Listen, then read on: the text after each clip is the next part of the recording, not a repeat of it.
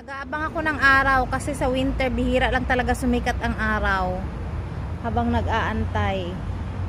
Diyos ko, ilang ano na ngayon, 29, 30. Alo, 3 days na lang. 2024 na. My God, tapos na ang mga bayarin nyo. Yung akin hindi pa. Hanggang 2025 pa ang mga bayarin ko. Ang ganda ng paligid ko.